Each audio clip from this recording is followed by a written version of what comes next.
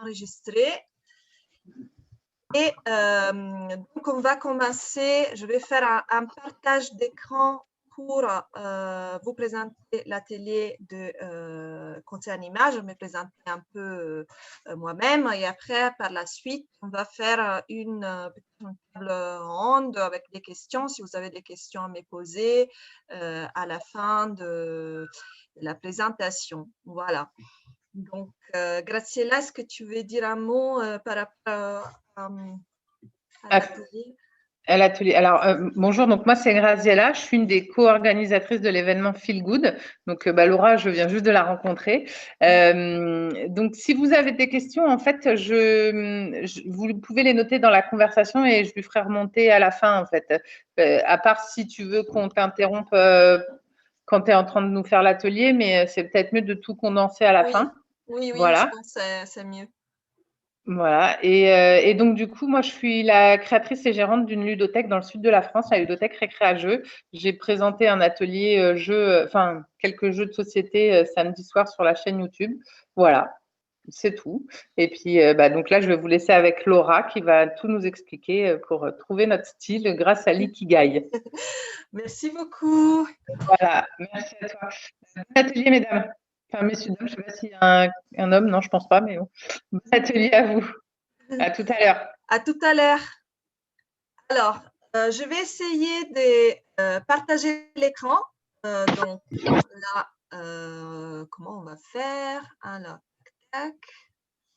Il est où? Ça doit être ça, peut-être. Il est là. Partager. Voilà. Alors, bonsoir encore à tous et à toutes. Je vais vous partager l'écran. Ça va être un peu plus, voilà, un peu plus en grand, parce que sinon. Alors, ça part pas. Pourquoi ça part pas? Ah, voilà. Alors, ce soir, on est là pour parler de comment on trouve un style professionnel avec sa créativité et son talent. Moi, je m'appelle Laura, donc je suis italienne et je travaille depuis presque 20 ans dans les costumes pour les spectacles. Je suis costumière et habilleuse et je suis également conseillère en image et coach Ikigai. En fait, pendant tout mon parcours professionnel, je me suis toujours posé la question de l'authenticité, en fait, de créer en fait une connexion entre la personnalité d'un comédien et le rôle qu'il allait jouer. Et je me suis en fait aperçue des contraintes qu'il y a en fait à faire ça, surtout quand on doit en fait représenter ou jouer un rôle. Et surtout les contraintes dues au metteur en scène, à ses souhaits et aussi aux souhaits des comédiens. Et donc, être à l'écoute, pour moi, c'était fondamental pour comprendre déjà les conforts du comédien par rapport à techniquement comment un costume doit être créé et comment doit être porté pour qu'il aille bien à sa morphologie, mais surtout à son personnage et à sa façon de jouer ces personnages. Parce que chaque comédien, chaque acteur, il a sa façon d'interpréter un même personnage. Si on parle par exemple de Molière, si on parle d'une pièce de Molière, chaque comédien, il interprète les personnages d'une pièce de Molière de manière différente. Donc, il faut trouver aussi une conjonction, parce que je pense que c'est essentiel. Et du coup, ça m'a aidé à vouloir aller un peu plus loin donc, dans les conseils en image. Donc, je me suis formée conseillère en conseil en image à l'école IDRI il y a quelques années pour apporter quelque chose en plus à mon métier, notamment la colorimétrie qui aide en fait à connaître les couleurs qui sont plus adaptées au teint de peau et aussi à ces objectifs de communication. Et là, en fait, après, j'ai décidé de monter ma propre boîte pour conseiller, faire du conseil en image en partant de mon expérience de créatrice costume pour les artistes du spectacle, donc pour les accompagner dans la préparation de leur casting, dans les festivals, dans les interviews par exemple, et les entrepreneurs, un tel aussi d'entrepreneurs qui cherchent en fait cette connexion entre ce qu'ils sont et les valeurs véhiculées par leur entreprise. Mais je me suis aperçue que même les conseils en images ne pouvaient pas répondre complètement à la question de l'authenticité. Et donc, du coup, de ne pas trouver un style qui est juste une imitation de quelque chose, d'un icône par exemple, ou des critères mode, j'avais vraiment besoin de répondre à cette demande de mon client qui me demandait authenticité. Et je me suis aperçue qu'en fait, les vêtements, c'est un langage, c'est complètement un langage. Il faut apprendre avec des codes, avec une histoire aussi, parce que les vêtements ont leur histoire, ils ont une symbolique qui... je sens quelqu'un dans les sous-fonds. Si vous pouvez, pour l'instant, couper les microphones, comme ça, on va pas sentir d'autres bruits. Et donc, ce que je vous disais, merci beaucoup. Ce que je vous disais, c'est qu'en fait, les vêtements, c'est un langage avec des codes qu'il faut connaître pour pouvoir construire une image le plus authentique de soi. Nous, au costume, on les fait. On connaît ces codes mode, on connaît les codes de l'habillement, les codes couleurs, qui nous permet en fait de créer un personnage, une personnalité, une psychologie du personnage. Et je me suis dit, pourquoi ne pas avoir la même démarche dans les conseils en images en partant pas d'une inspiration de metteur en scène, pas de quelque chose qui vient de l'extérieur, mais de quelque chose qui vient à nous, pour créer quelque chose qui est authentique. Et donc, les coachings Ikigai, ça m'a servi à ça. Donc, aujourd'hui, je suis coach Ikigai, costumière et conseillère en images. Mais qu'est-ce que c'est l'Ikigai? L'Ikigai, c'est un mot de la japonais qui signifie simplement raison d'être. Iki, en japonais, ça signifie raison. Gai, ça signifie vie. Et c'est un mot de la langue courante japonaise qui est devenu un outil de développement personnel aujourd'hui en Occident et aussi un outil de bilan des compétences parce qu'il est utilisé en entreprise aussi. Vous voyez l'exercice là central, c'est l'exercice typique que je vais vous faire à la fin de cette séance. Je vais vous donner un petit devoir à faire pour commencer à développer votre raison d'être. Et ça, en fait, c'est l'exercice le plus répandu. Donc, on va creuser 4 éléments qui sont vos passions, c'est dans les mondes à besoin, c'est pourquoi vous êtes payé et c'est pourquoi je suis douée, en quoi je suis douée. Et ça semble en fait simple à faire, mais quand on est habitué en fait et qu'on est grandi pendant quasiment tout au cours de notre vie à des dictats de la société, notre culture aussi, notre éducation, qui nous impose d'être ce qu'on n'est pas au fond, c'est pas évident en fait de retrouver ce qui est authentique chez nous.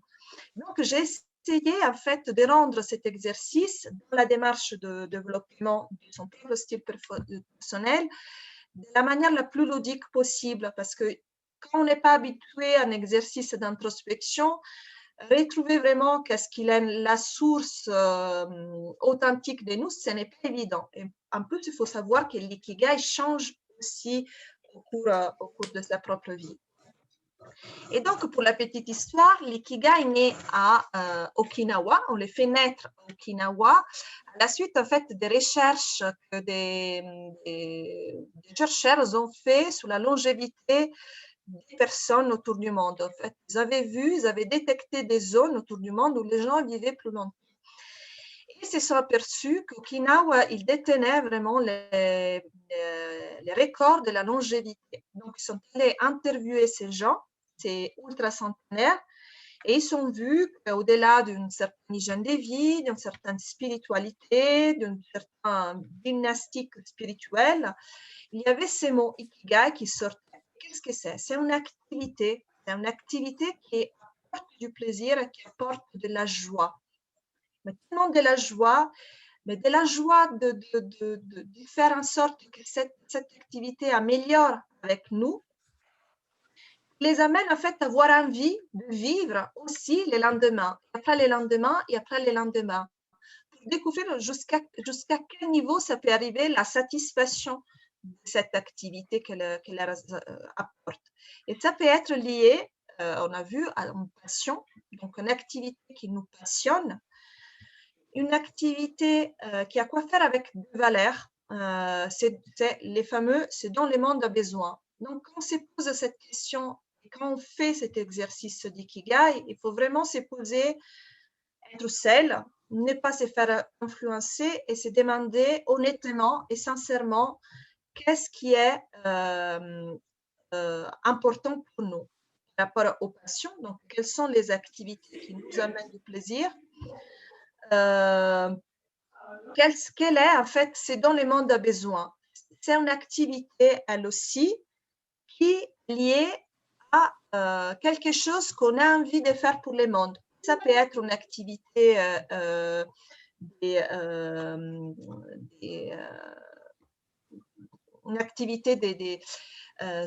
d'association, par exemple, de bénévolat aussi, mais surtout, c'est une action que nous, on fait pour notre entourage. Après, il y a c'est pourquoi je suis payée. C'est pourquoi je suis payée, c'est lié à notre expertise, à nos compétences.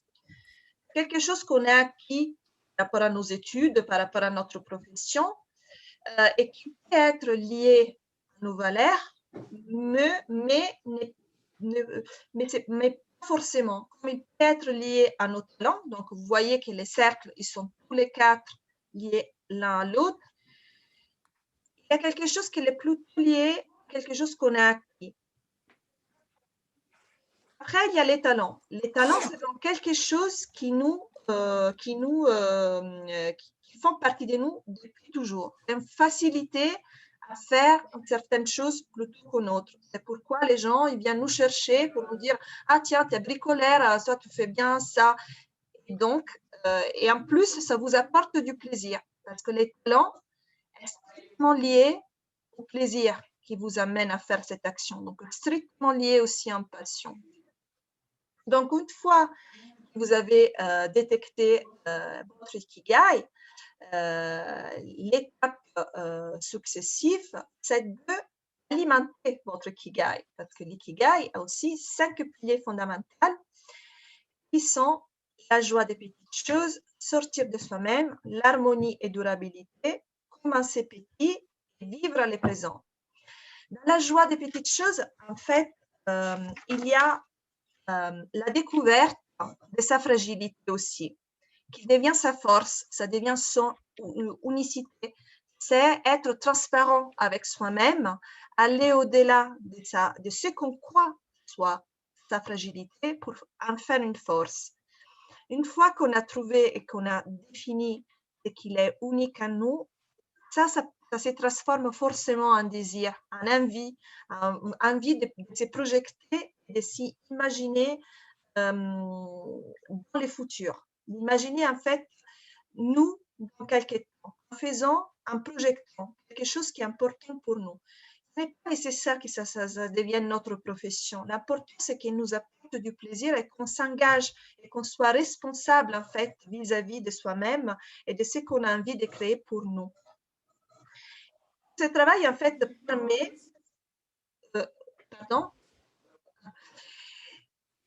si vous pouvez quitter les microphones, après on va de toute façon discuter un peu et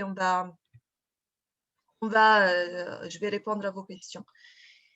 Et en fait, les désirs amènent la joie des petites choses, à la joie en fait de se regarder soi-même en faisant une action qui nous apporte du plaisir et que c'est bien différent du bonheur. Le bonheur, c'est quelque chose qui est lié une satisfaction immédiate de quelque chose. Donc, on est heureux pour quelque chose qui nous est arrivé, pour une activité qu'on a fait, mais c'est du bonheur, ça s'arrête là, dans un temps bien précis, et après, on a besoin presque de réactiver ces bonheurs. La joie, c'est quelque chose qui nous porte, c'est quelque chose qui a quoi faire avec notre fragilité aussi, et c'est qui a une force au même temps. Et c'est quelque chose qui est constant à nous et qui nous porte au-delà des difficultés qu'on peut traverser dans notre vie. C'est pour ça que j'ai mis un bateau en pleine tempête, un bateau qui est calme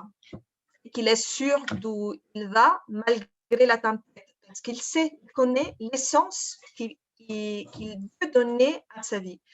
Et je me permets en fait de faire une petite parenthèse en parlant aussi de logothérapie. C'est une branche de la psychologie qui traite les côtés existentiels et du sens de la personne.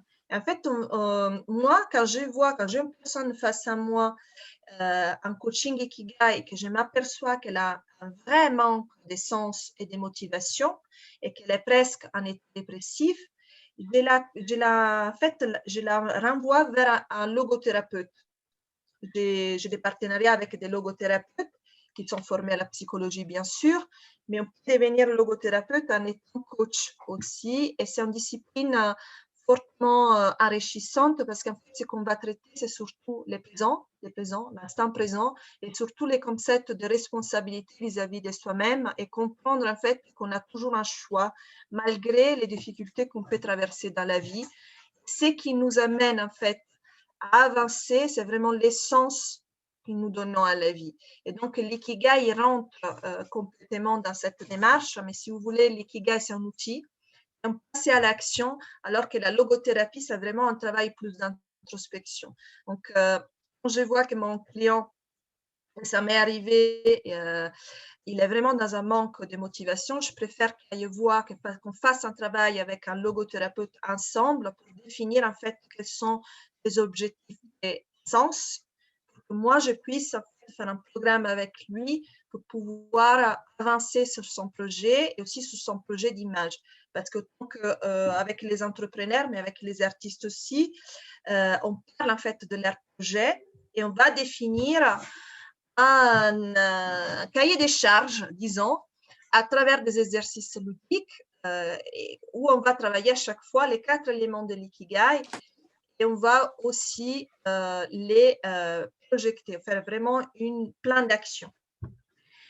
Après, il y a sortir de soi-même. Sortir de soi-même, ça veut dire déjà avoir compris qu'est-ce qui nous porte, c'est mettre à l'action dans cette activité. En faisant cette activité, quotidiennement, il faut se poser aussi des limites.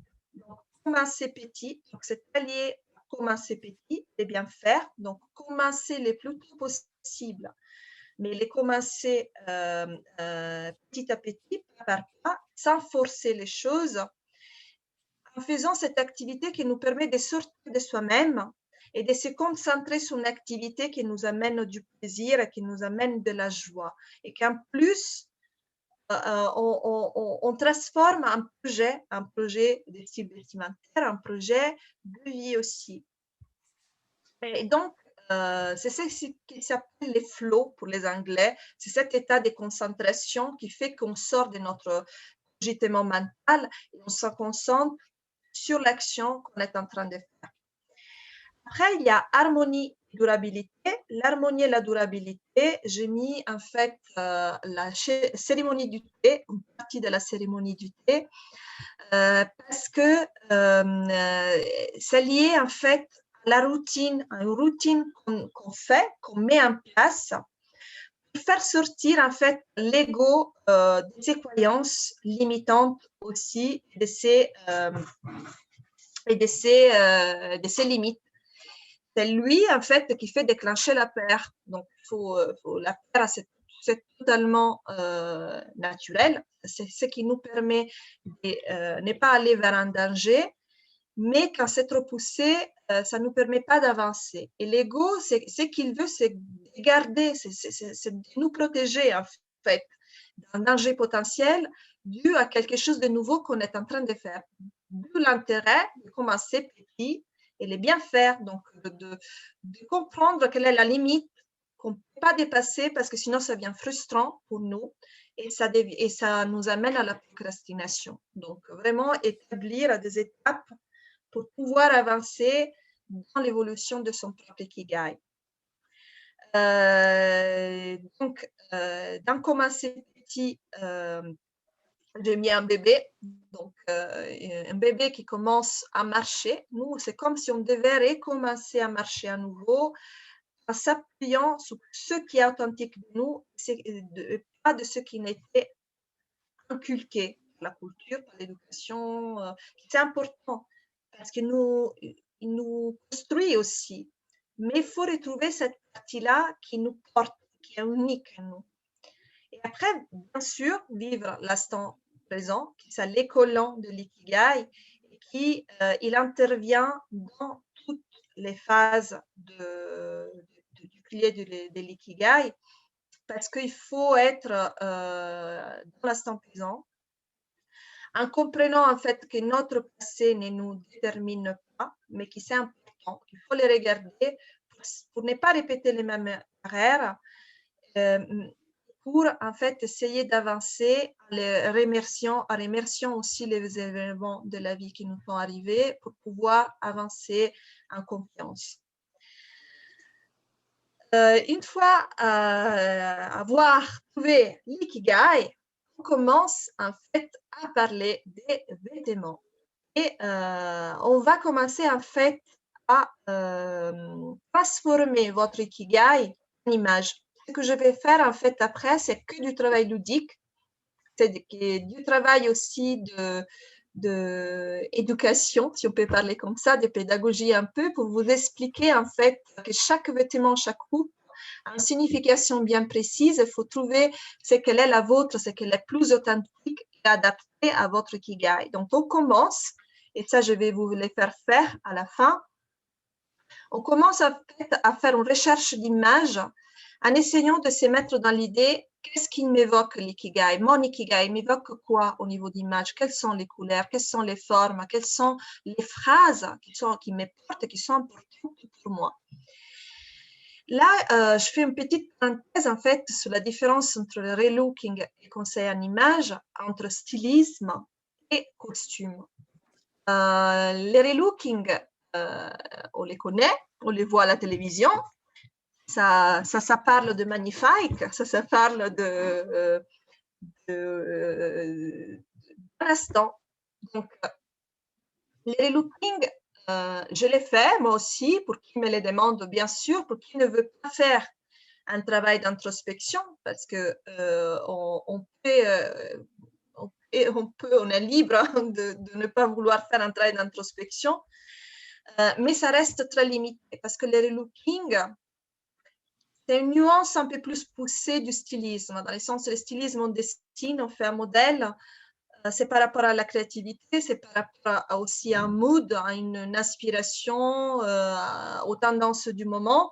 Donc là aussi, il y a une recherche, mais on ne prend pas du tout en considération la personnalité et parfois même pas la morphologie de la personne. Dans les stylismes, c'est comme ça. Dans les relooking, on fait attention à la morphologie du client, mais on ne prend pas en compte vraiment la personnalité de la personne. C'est juste en fait une mise en valeur par rapport à sa tone de couleur, du ton de peau, par rapport à sa morphologie, par rapport au style qu'il voudrait dégager de soi, mais en imitant quelque chose, en vouloir être quelque chose qui peut-être n'est pas lui. On est libre de le faire, mais ça reste limité, surtout on n'est pas indépendant. On sera toujours en fait un peu coincé sur savoir si cette coupe ça me va, ça me va pas, est-ce que cette couleur ça me va, ça me va pas. On ne sait pas vraiment. Dans les conseils en image, on va un peu plus loin, on écoute la personne, on fait un travail en fait pour définir quels sont ses objectifs de communication, qu'est-ce que je veux dégager de moi, qu'est-ce que je vais communiquer de moi. Mais on ne parle pas de raison d'être. On ne parle pas de ce qui nous porte vraiment profondément. Et on ne fait pas ce travail de transformation de sa raison d'être en code vestimentaire. On conseille la personne, on respecte sa personnalité, ses limites aussi, ses croyances aussi, parce que c'est important, même dans les conseils en image, de savoir quelles sont les limites du client et n'est pas en fait imposer, chose que ça arrive dans les relooking et dans les stylismes, quelque chose que la personne ne peut pas incarner. Alors que si on fait un conseil en image plus poussé et qu'on va chercher la raison d'être, la personne, elle aura plus envie de creuser elle-même, d'oser davantage et surtout d'être indépendante par rapport à son habillement. Donc, les vêtements, qu'est-ce que c'est? Les vêtements, il peut être un masque, mais il peut être aussi votre message authentique. Il faut connaître un peu sa sémantique. Les vêtements, ça fait partie de la culture, de l'éducation, de la religion, de la politique, de la croyance politique aussi. Il peut être déguisement, surtout dans les costumes, c'est du déguisement. Moi, dans mon parcours, j'ai toujours fait quand même attention aux souhaits du comédien, mais ça ne se passe pas comme ça vraiment de la réalité. Il faut être vraiment dans une équipe où tout le monde s'entend bien et on a envie vraiment de créer quelque chose de vraiment bien. Mais dans la réalité, les temps sont ce qu'ils ont, l'argent c'est qu'il est, il faut aller vite, il faut faire bien, le mieux possible. Ce qu'on fait dans les costumes, on raconte une histoire qui n'est pas la nôtre, qui est autre que la sienne. Donc, les déguisements peuvent cacher du masque et s'approprier aussi d'une identité qui n'est pas la nôtre. Donc, on n'est pas vraiment dans l'authenticité, on est plutôt dans l'imitation, par exemple, on n'est pas dans la recherche de quelque chose qui nous représente vraiment. C'est identifier une époque, donc dans les costumes, c'est très important, surtout si c'est un film d'époque, connaître l'histoire du costume. On verra, je vous donnerai des exemples du pourquoi, par exemple, certaines matières dégagent quelque chose plutôt qu'autre chose. Pourquoi, par exemple, les cuirs donnent cette idée de dureté, d'affirmation et tout ça. Pourquoi les métals, à quoi ça se réfère les métals? Je vous donnerai quelques exemples tout à l'heure. Il peut aussi les vêtements, c'est protégé aussi. Donc, les hommes, ils ont commencé à s'habiller, c'était pour se protéger du froid, du chaud, des coups aussi, des accidents, etc. C'est différencier aussi, parce qu'on a envie de sortir de la masse et s'affirmer aussi, affirmer son statut social, économique, politique, affirmer sa culture, éducation, religion, croyance, etc. Ça ne veut pas dire qu'on exprime soi-même. On exprime quelque chose qui fait partie de notre contexte. Et après, il y a l'expression de soi, c'est l'affirmation de son identité, c'est à la fois culturelle, à la fois personnelle, donc à travers la recherche de sa raison d'être, à travers sa créativité aussi. Et en fait, c'est une affirmation de ses valeurs, c'est raconter sa propre histoire. C'est un équilibre entre intérieur et extérieur. Et donc, pour apprendre les vêtements, il faut commencer à comprendre que chaque coupe détient en soi un pouvoir de communication bien précis. Les coupes géométriques dégagent beaucoup d'affirmations. Et on est dans des formes qui renvoient l'homme.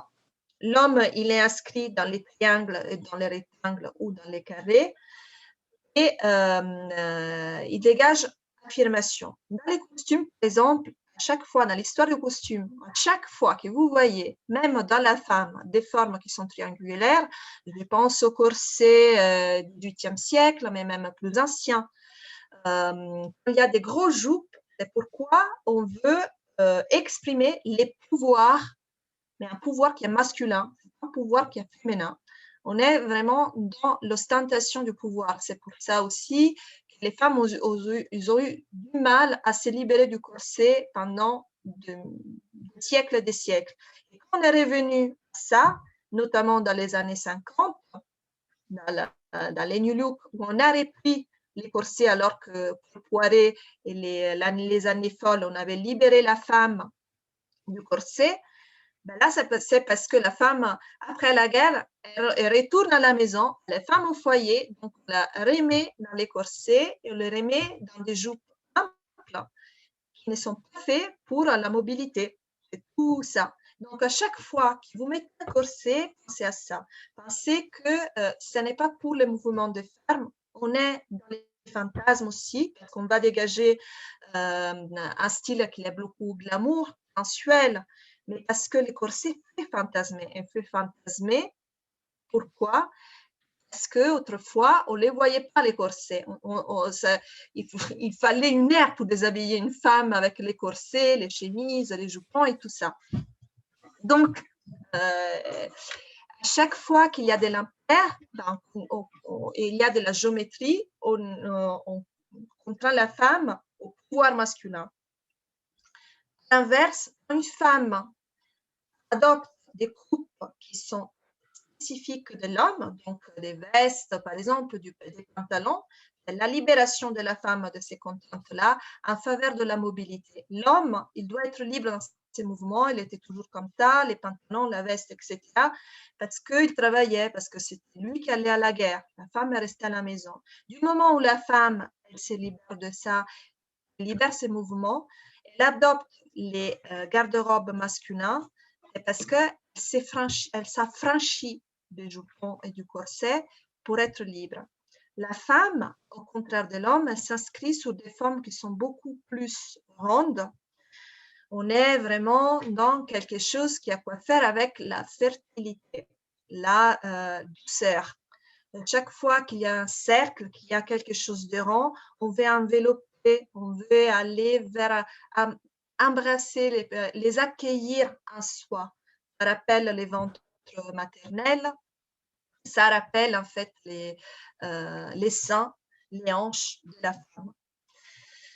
Donc, ça pour vous dire qu'à chaque fois, il faut que vous pensiez à chaque fois qu'est-ce que vous voulez dégager de vous. Parce que si vous êtes dans des formes rondes qui ont pu exprimer à travers certaines coupes, vous allez dégager de la douceur, de l'accessibilité et l'ouverture. À chaque fois que vous mettez des formes qui tombent, qui sont raides, qui sont géométriques, vous allez dans l'affirmation. Ça, c'est basilaire pour tout le monde. Après, par exemple, là, je vous fais une différence. Là, c'est quand même évident. L'affirmation, on est vraiment dans les triangles. On est vraiment dans quelque chose qui rappelle un peu les formes de l'homme. Donc, on est, et on peut les exprimer à travers des coupes qui sont géométriques, à travers des couleurs qui sont sombres. Et pourquoi sombres? Je vais vous l'expliquer tout à l'heure quand on va parler des symboliques de couleurs. Parce que les couleurs sombres, ce sont les couleurs aussi typiques du garde-robe masculin.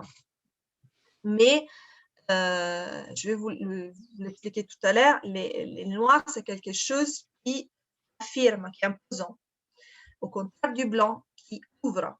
Mais on peut aussi exprimer en clair l'affirmation si on exaspère les coupes géométriques. Les cuirs aussi, à travers des matières comme les cuirs. Les cuirs, pourquoi? Parce que les cuirs, c'était essentiellement la tenue, disons, déjà dans les époques passées, qui protégeait des coups de bêtes, de la guerre et tout ça. C'était vraiment une matière qui permettait de limiter les coups. C'était les hommes qui les portaient surtout. Et après, c'est devenu une vraie icône du garde-robe masculin à partir de 1920 avec l'invention du perfecto qui est né à cette époque-là. Donc, quand on met du perfecto, on est là, quoi. On est imposant, on veut s'affirmer et on veut adopter un garde-robe qui fait partie du garde-robe masculin. On veut s'affirmer. peut s'affirmer aussi à travers de combinaisons de couleurs, notamment surtout les noirs et les blancs, ou les blancs une autre couleur, ou les noirs une autre couleur. Donc ça, c'est l'harmonie bicolore qui, en fait, dégage beaucoup d'affirmation, beaucoup de dynamisme aussi. Et on est encore dans quelque chose qu'il faut faire avec l'homme qui, normalement, s'habille et s'habillait en 2, maximum 3 couleurs, sauf dans le XVIIIe siècle où même sous Louis XIV, c'était assez bariolé. Mais disons que la variété des couleurs utilisées par les hommes, surtout à partir du 19e siècle, est très limitée. Donc, nous, on porte encore ces bagages-là. Et après, on peut s'affirmer à travers des fantaisies qui sont géométriques, avec des fantaisies animalières aussi, parce que les peaux, les fourrures, tout ça, à quoi faire encore avec un contexte qui rappelle les mondes d'autrefois. Dans la douceur, là, on est vraiment dans un univers où on accueille, où on est ouvert. Et donc, c'est plus dans les rondeurs qu'on va. Et donc, à travers des coupes qui sont fluides, à travers des couleurs qui sont plus claires, parce que les clairs, en fait, renvoient la lumière, alors que les sombres renvoient la nuit, quelque chose de mystérieux. Et là, on est vraiment dans l'accompagnement de soi et des autres. On veut être avec les autres. Et on peut les dégager à travers des matières qui sont très souples, comme de lainage, des cachemires, des cotons, et aussi des fantaisies qui on est plus dans la rondeur, dans les fleurs et tout ça. Les hommes, alors je ne sais pas s'il y a des hommes dans les hommes, mais les critères des hommes ici ce soir, mais les critères sont exactement les mêmes. Parce que j'accompagne aussi les hommes et pas que les femmes, je voudrais. c'est chouette aussi accompagner des hommes, ils sont très curieux d'apprendre davantage. En fait, là aussi, on a dans les mêmes critères la structure, la mise en valeur des épaules, parce que l'homme inscrit dans des formes triangulaires, et imposant, parce que l'homme, c'est là où ça se passe. La femme, elle est plutôt les hauts et les bas qu'il faut harmoniser. Donc, là aussi, les contrastes des couleurs pour affirmer, et là plutôt les clairs pour la douceur et l'ouverture. On parle plutôt d'ouverture pour l'homme, des matières qui sont souples, et voilà, des tonalités, des harmonies qui restent quand même sur des tonalités claires. Et on peut dégager de l'ouverture en ouvrant, pas en étant tous fermés. Quand on est fermé comme ça, on dégage affirmation, on met une distance. Quand on commence à ouvrir, même là, on est plus dans une ouverture, dans l'accessibilité. L'important, c'est aussi la symbolique des couleurs, donc choisir la bonne couleur qui nous appartient. Et là, en fait, il faut faire une distinction entre les couleurs qui nous vont bien à travers la colorimétrie, c'est une technique de 24 foulards, c'est que j'utilise moi pour détecter quelles sont la palette de couleurs qui est la plus appropriée au teint de peau. Donc, à travers la clarté, donc si on est plus dans les tonalités claires ou sombres, on est plutôt dans les couleurs lumineuses mat, donc lumineux comme celui-là, comme ces pulls. Donc, on dégage beaucoup d'ouverture et de pétillants.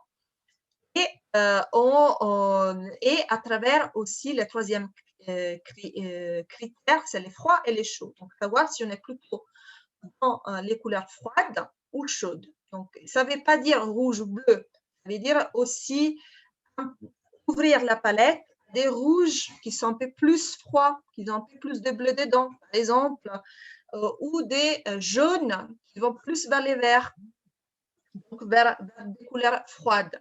À savoir, les couleurs fluo ont toujours des couleurs froides, lumineuses, bien sûr.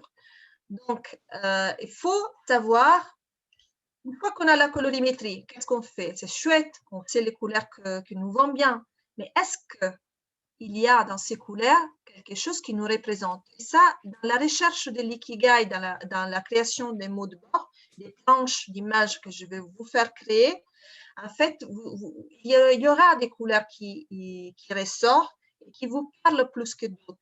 Et ça, en fait, ils vont être utiles pour vous. Soit si vous êtes en création d'entreprise, vous devez choisir votre logo, les couleurs de votre logo, soit pour votre habillement. Parce qu'il y a aussi des couleurs qui vous représentent à vous, qui représentent aussi vos souvenirs, comment vous êtes construit. Il y a des couleurs qui nous renvoient à certains souvenirs qu'on a. Et il y a certaines couleurs aussi qui nous déterminent aujourd'hui, qui nous parlent aujourd'hui. Il faut connaître aussi l'art symbolique pour pouvoir l'adopter dans les contextes de tous les jours. Donc, je vous fais un exemple, je ne sais pas si on les voit. Là, je suis à rouge. Voilà, je dégage l'ouverture, le vieux pétillant. Même si j'enlève ça, je vais l'enlever. Je dégage complètement autre chose. Je suis plus dans l'affirmation et surtout, je ne donne pas d'informations sur moi. C'est ça la spécificité du noir. Les noirs, c'est la couleur qui renvoie à l'élégance, bien sûr, au mystère, à la nuit, à la perte aussi, à la séduction, parce que ça peut être une couleur très glamour, surtout sur certaines coupes, mais on ne donne pas d'informations aux autres, on ne donne pas d'autres informations.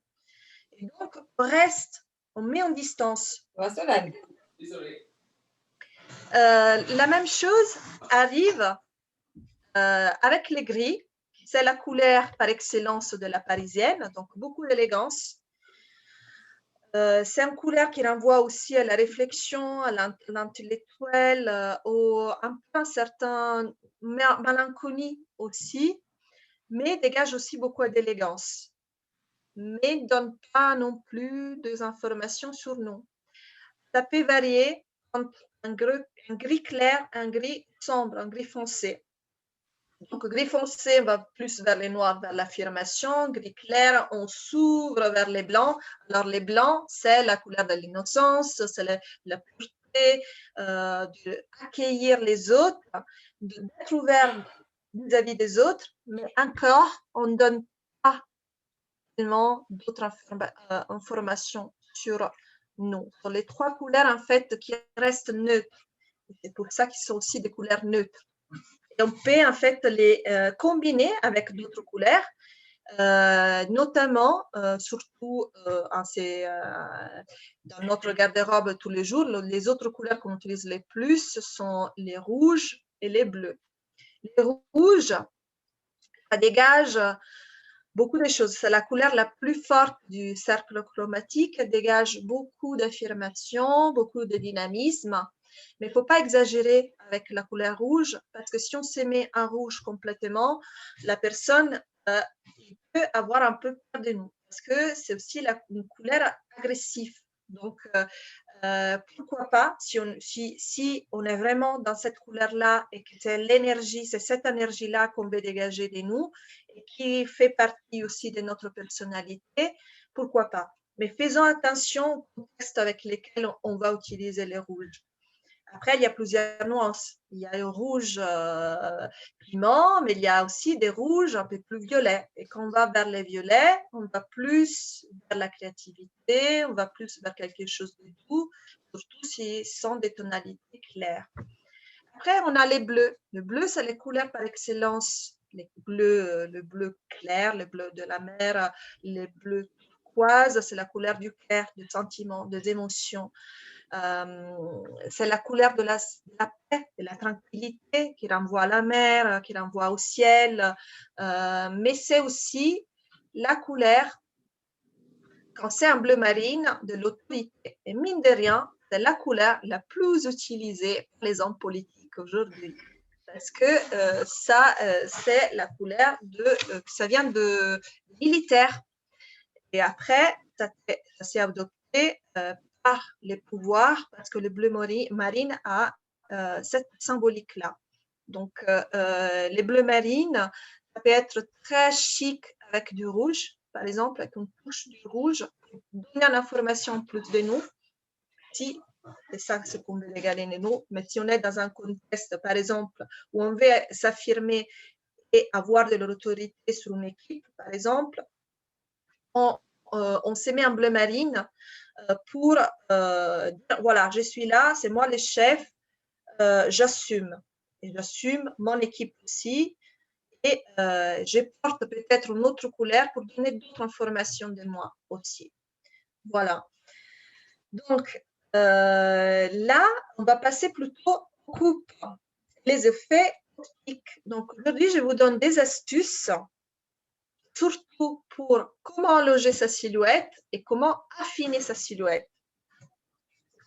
Quand c'est une image, je l'ai fait à travers les rapports de couleurs. Donc, combien des couleurs on va mettre en haut et en bas, à travers des lignes, à travers des coupes et des effets, à travers des effets optiques, à travers aussi des accessoires.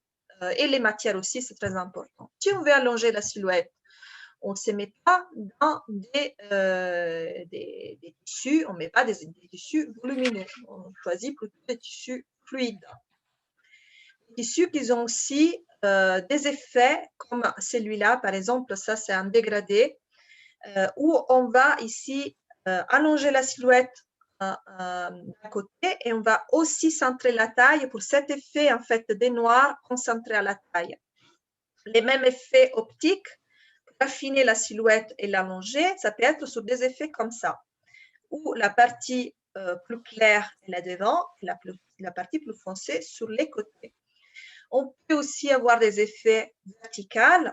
Ce qui est vertical allonge la silhouette, comme les décolletés aussi. Et surtout, on va concentrer sur les décolletés l'attention sur la partie qu'on veut mettre en valeur, notamment là, à l'occasion, là, les décolletés. Les motifs décoratifs aussi affinent la silhouette. Et plus petits ils sont, plus ils sont concentrés, plus affinent la silhouette. Plus les motifs sont grands, plus on crée du volume. Donc, par rapport à sa morphologie, par exemple, si on a une morphologie menue, petite, si on met des motifs décoratifs énormes, on va disparaître de la masse, quoi. Donc, on ne va pas du tout se mettre en valeur. Il faut en fait que les motifs décoratifs, ça soit proportionné à sa morphologie. L'inverse, si on a une forte, par exemple, une courbature un peu plus grande, c'est mieux privilégier des fantaisies qui sont un peu plus grands. Là, c'est les rapports des couleurs. En fait, on allonge la silhouette avec des combinaisons de couleurs comme ça. Donc, on met un peu d'une couleur un peu plus sombre en haut et plus claire en bas. Plus on déplace la couleur sombre vers les bas, plus on coupe la silhouette. Donc, c'est pas adapté pour des petites morphologies, par exemple. Plus on met la partie sombre, donc on met la partie, on coupe ici, plus on va mettre en volume les hanches, et c'est ce qu'il faut faire si on a des hanches importantes. Les sombres, il faut faire attention aussi si on a des petites épaules.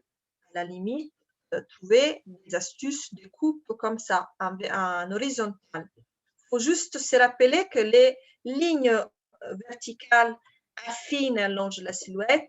Les lignes horizontales, comme on les positionne, ça peut être un décolleté, ça peut être une ceinture, ça peut être un pull qu'on met sous les hanches et qu'on a un peu tendance à faire parce qu'on veut cacher la partie qui est pour nous un peu plus douloureuse, mais en fait, on fait l'essence inverse. En fait, l'œil de la personne elle va se concentrer sur la zone où vous avez mis du volume. Donc, évitez de mettre de couvrir les hanches parce que, et de mettre des pulls ou des chemises qui coupent le poil au niveau de votre poitrine parce que vous allez couper la silhouette, vous allez avoir l'impression d'être plus entassé et surtout l'œil va se concentrer sur la coupure horizontale donnée par les pulls. Donc, voilà. Donc là, je vais vous faire réaliser. Donc, si vous avez des coins notés, je vais vous faire réaliser votre Ikigai. Vous le ferez vous-même. Après, vous pouvez prendre contact avec moi quand vous voulez pour faire un point sur votre Ikigai. Si vous avez envie de faire un travail avec moi avec les styles, je vais vous expliquer quelles seront les étapes d'après. mais c'est déjà utile pour vous parce que ça vous permet en fait de rentrer dans cette logique-là. Donc, le but, c'est de dessiner 4 cercles, que vous les voyez là. Voilà. Et mettre sur les premiers cercles, ici, ce que vous aimez faire. Toutes les actions qui vous apportent du plaisir. Tout ce qui vous amène du plaisir. C'est pas vraiment lié à quelque chose, à une profession, c'est vraiment ce que vous aimez faire. Ça peut être lire, ça peut être manger, ça peut être sortir, faire la fête, n'importe quoi. L'important, c'est qu'il vous amène du plaisir. Il faut c'est l'exprimer. Le deuxième cercle, c'est pourquoi alors là, c'est pourquoi je suis douée. Ça peut être renversé. C'est là où je suis douée, c'est lié à vos talents.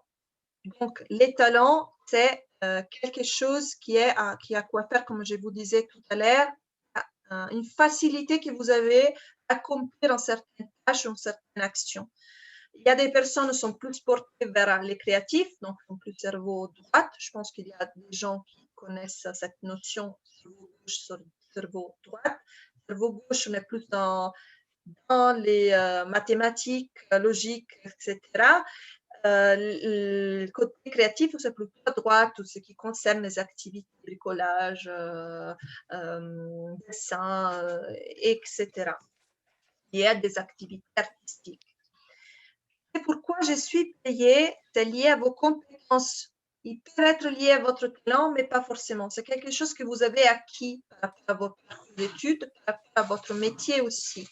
Pourquoi les gens devraient venir vous voir et vous payer pour ça? En quoi vous êtes expert dans ça et que vous pouvez vous faire payer? C'est dans les bandes à besoin, il est lié surtout à une activité qui lié à vos valeurs profondes. Donc, il faut vraiment se demander quelles sont mes valeurs.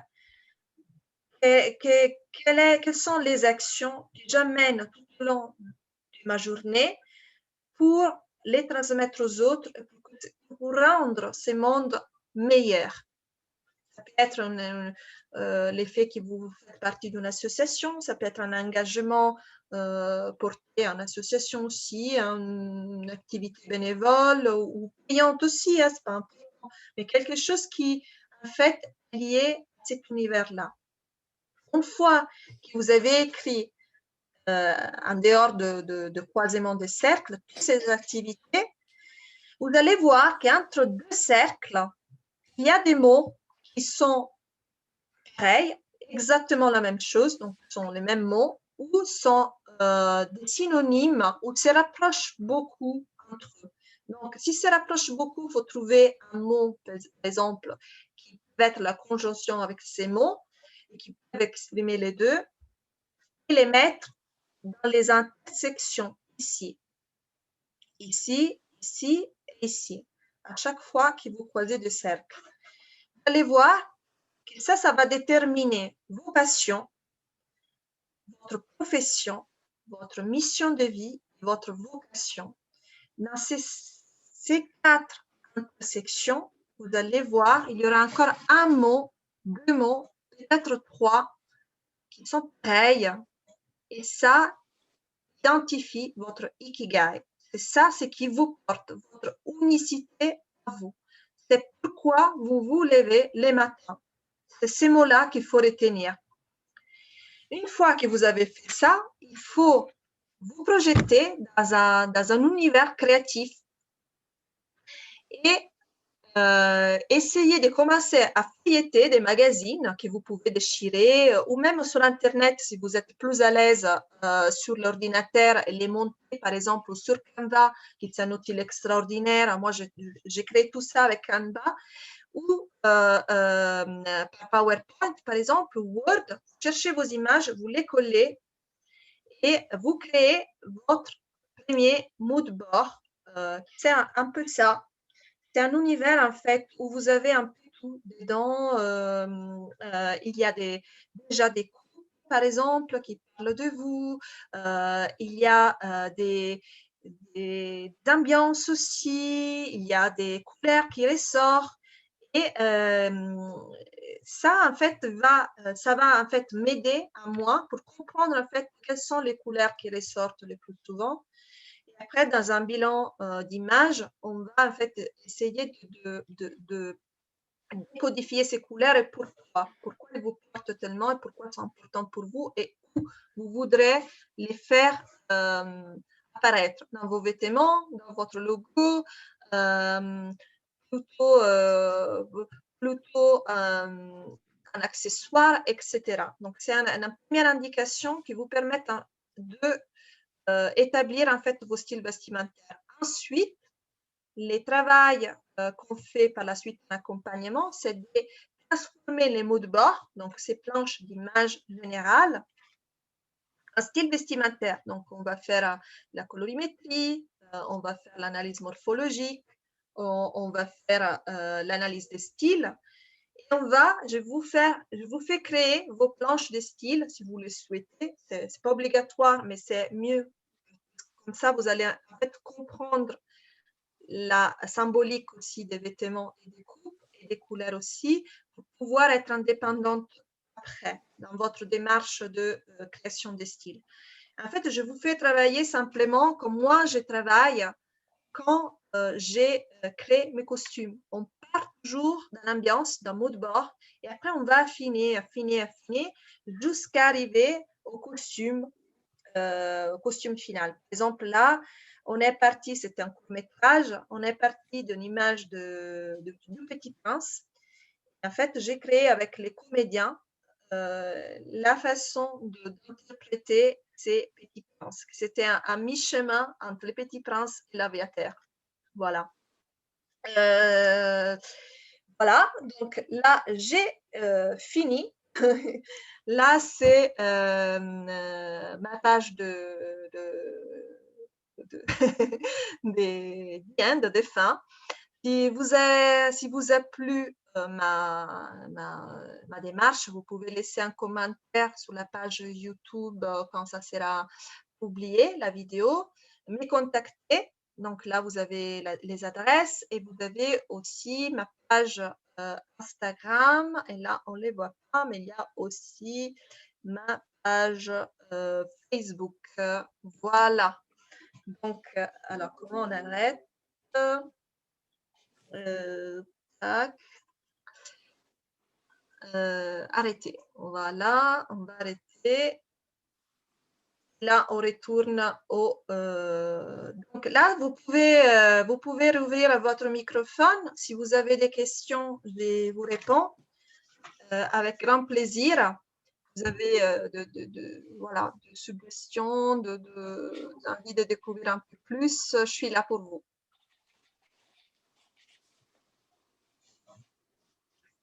Je vois un microphone qui est ouvert, qui veut se lancer dans les questionnements, dans les questions.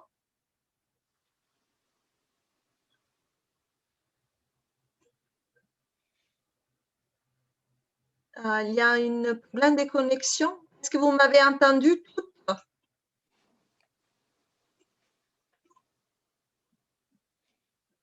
Alors, oui, il y a des personnes qui sont parties. Est-ce que vous voulez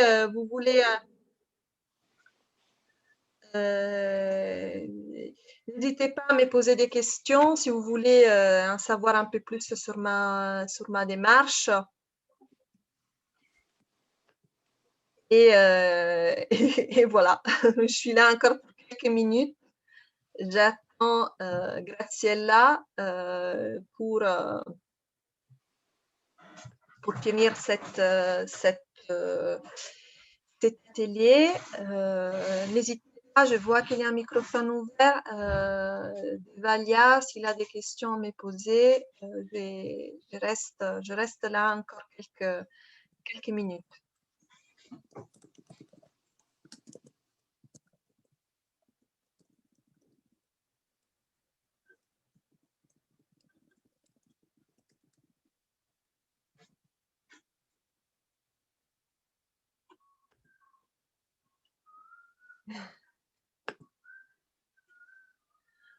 Ok, donc il y a encore 3-4 personnes qui sont là. Est-ce que vous avez des questions? Sinon, on se dit au revoir et merci beaucoup d'avoir participé. Merci beaucoup. Merci. À bientôt. Merci. Bientôt, merci à vous. Attends. Au revoir.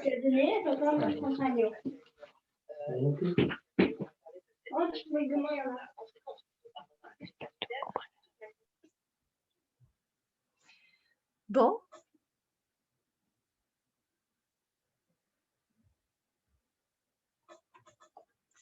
Alors.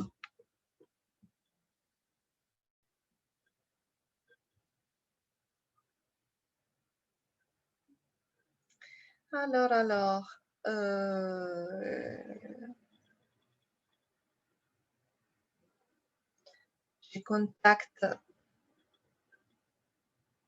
N'hésitez pas, hein, je vois qu'il y a encore 2 personnes. Si vous voulez intervenir, je suis là pour vos questions et vos toute gestion.